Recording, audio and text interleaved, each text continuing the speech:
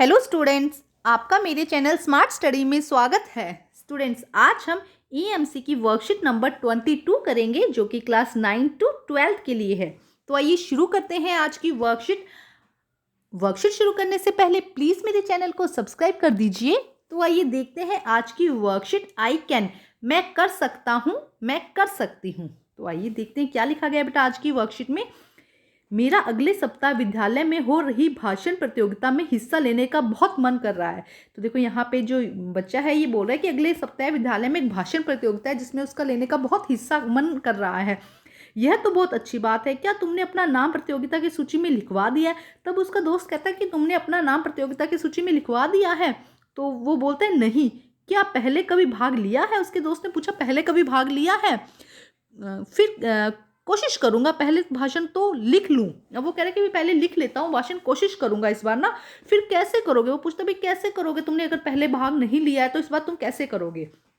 तो आइए देखिए, हम जीवन में जब भी कोई काम पहली बार करते हैं तो आत्मविश्वास में की कमी के कारण या तो काम शुरू ही नहीं करते या मुश्किलें आते ही घबराकर बीच में छोड़ देते हैं। देखो हमारे सामने अगर कभी कोई भी हम काम करते हैं, कोई भी काम हो, चाहे घर के अंदर भी कोई काम हो, अगर हमने कभी किया नहीं है और पहली बार हम कर रहे हैं तो हमारे अंदर कॉन्फिडेंस की कमी होती है कि हम उसे कर पाएंगे, लोग क्या कहेंगे, अच्छा करेंगे नहीं करेंगे। तो उसकी वजह से या तो हम उससे शुरू ही नहीं करते या फिर उसको बीच में ही छोड़ देते हैं। लेकिन सफलता की परवाह किए बिना आत्मविश्वास के बल पर अपने आप पर भरोसा करते हुए मैं कर सकता हूं, मैं कर सकती हूं, इस कार्य को छोटे लक्ष्यों में बांट कर पूरा करने की कोशिश करें। तो देखो क्या कहा गया कि अगर ऐसा कोई काम है जो आप नहीं कर पा रहे हैं तो उसको एक बड़ा लक्ष्य ना बनाए कि ये काम, उसको छोटे छोटे स्टेप में बांटो। आपकी एक एक स्टेप से आगे बढ़ते जाओ और उसके बाद उस काम को करो तो वो काम करना आपके लिए आसान हो जाएगा। जैसे कि कुछ चुनौतियां यहाँ पर दी गई हैं, नीचे दी गई चुनौतियों में किसी एक को चुने।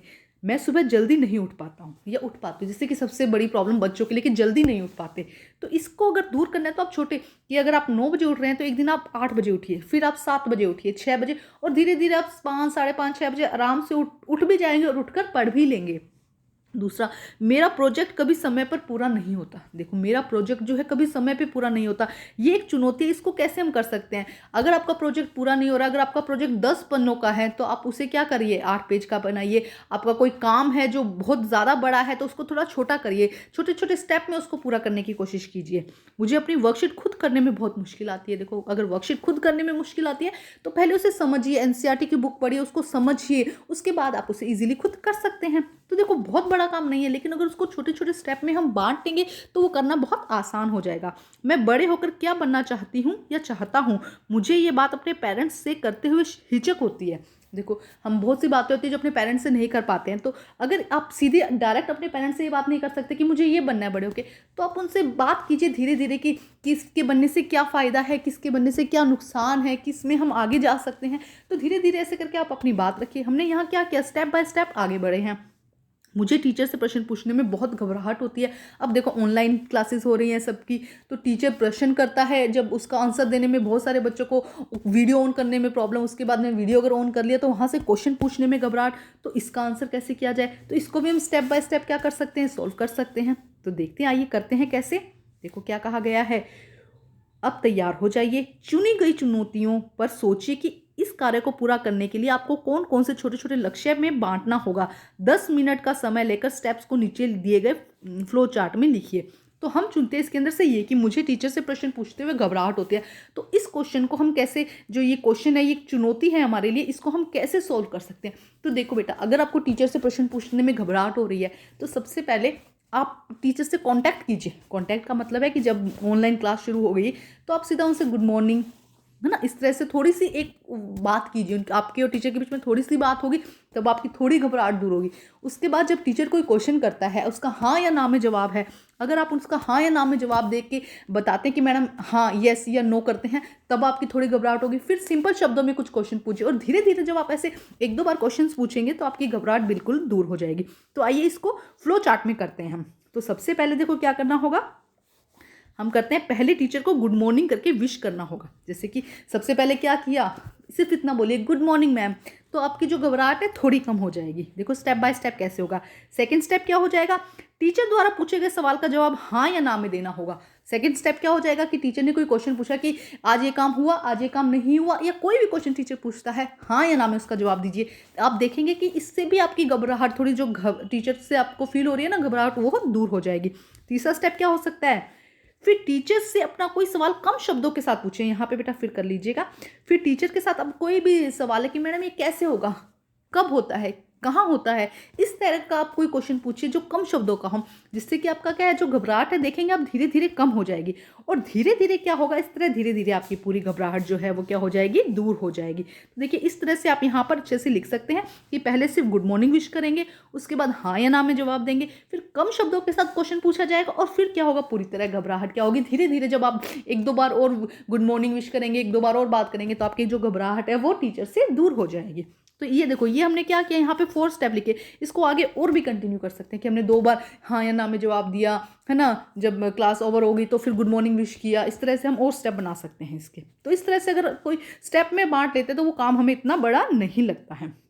अब देखिए अगला क्वेश्चन क्या कहता है कि आपको जो आपका अपना लक्ष्य पूरा करने में मदद कर सकते हैं उनका नाम लिखिए। जो भी आप सदस्य है, घर के मेंबर, आपके फ्रेंड, आपके भाई बहन, आपका घर का जो भी मतलब आपका जो भी लक्ष्य है उसको पूरा करने में आपकी मदद कर सकते हैं, उनका नाम लिखिए। तो देखो मम्मी पापा हो सकते हैं, दोस्त हो सकते हैं, इसके अलावा भाई बहन हो सकते हैं, आप उनके नेम लिख सकते हैं यहाँ पर।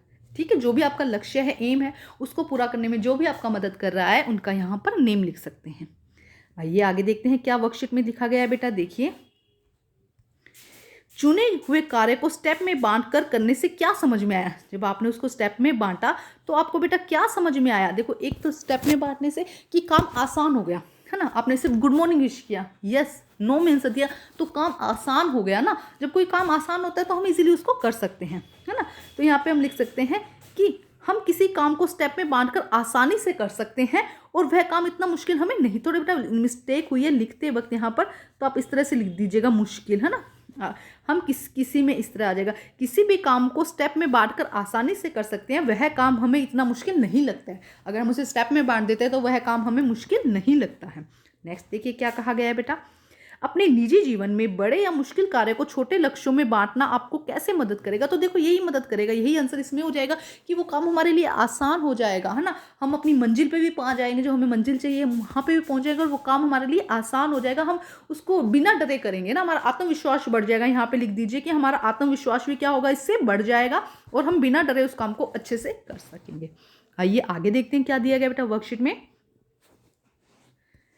नए मौके ढूंढना, आइए सीखते हैं। आजकल बहुत से विद्यार्थियों की ऑनलाइन क्लास हो रही है, आपकी और आपके अध्यापकों के लिए भी एक नया काम है। इसमें चुनौतियां भी है, साथ ही साथ कुछ नया सीखने का और करने का अवसर भी है। अब अपने दोस्तों और अध्यापकों से बात करके नीचे दी गई तालिका को भरें और हमारे साथ साझा करें। तो देखो यहाँ पे तालिका दी गई है कि जब क्लासेस हो रही है तो उस समय विद्यार्थियों को क्या प्रॉब्लम हो रही है, टीचर्स को क्या हो रही है, करने का क्या क्या अवसर मिल रहा है, क्या सीखा है आप लोगों ने और क्या आप इसके लिए कर सकते हैं। ठीक है, आइए करेंगे अभी इनको। उसके बाद यहाँ पे क्वेश्चंस दिए गए हैं। कोई एक काम जो आपको मुश्किल लग रहा हो, आपने कर लिया हो, यहाँ पे ये लिखना होगा। नेक्स्ट, अध्यापकों की स्थिति का लाभ कैसे, अध्यापकों ने स्थिति का लाभ कैसे उठाया। तो आइए करते हैं ये सारे क्वेश्चन। आइए तो देखिए बेटा, सबसे पहले विद्यार्थियों के लिए क्या चुनौतियां थी। समय प्रबंधन, टाइम मैनेज करना आया। भाई सुबह उठ के क्लास हो रही है तो आप कैसे टाइम मैनेज कर रहे हो, वो आया। खुद को मोबाइल हाथ में आने पर भी सोशल साइट से दूर रखना। अब आपके हाथ में मोबाइल है लेकिन आप फेसबुक या व्हाट्सअप नहीं चला रहे हैं, आप अपनी क्लास ले रहे हैं, तो इस तरह से कम मौके मिलते हैं ना जब आपके हाथ में फ़ोन और आप इन चीज़ों का यूज़ नहीं कर रहे हैं। तो क्या हुआ, देखो ये है विद्यार्थियों के लिए कि समय प्रबंधन आया, टाइम मैनेज करना आया और खुद को मोबाइल आने पर भी सोशल साइट से दूर रखना। करने का अवसर, क्या करने का अवसर मिला, अतिरिक्त समय में कुछ नया करने का अवसर मिला। आपको क्या मिला, देखो कुछ नया करने का अवसर मिला और YouTube से कुछ बेहतर टीचर से जुड़ने का मौका मिला। देखो अब आप और हम क्यों जुड़ पा रहे हैं, क्योंकि आप पढ़ रहे हैं और मैं पढ़ा रही हूँ, अदरवाइज तो हम एक दूसरे को जानते भी नहीं, लेकिन YouTube के माध्यम से इसी टाइम में, कोरोना के टाइम पे हम क्या हुए, एक दूसरे से जुड़ पा रहे हैं। तो अतिरिक्त समय में कुछ नया करने का मौका मिला और YouTube से कुछ बेहतर सीखने का मौका मिला। उसके अलावा नेक्स्ट क्या है, क्या किया और क्या सीखा। खुद पर विश्वास करना सीखा कि हाँ, अगर स्कूल भी नहीं जा रहे हैं तो भी हम कुछ ना कुछ नया सीख रहे हैं। तो क्या सीखा हमने, खुद पर विश्वास करना सीखा।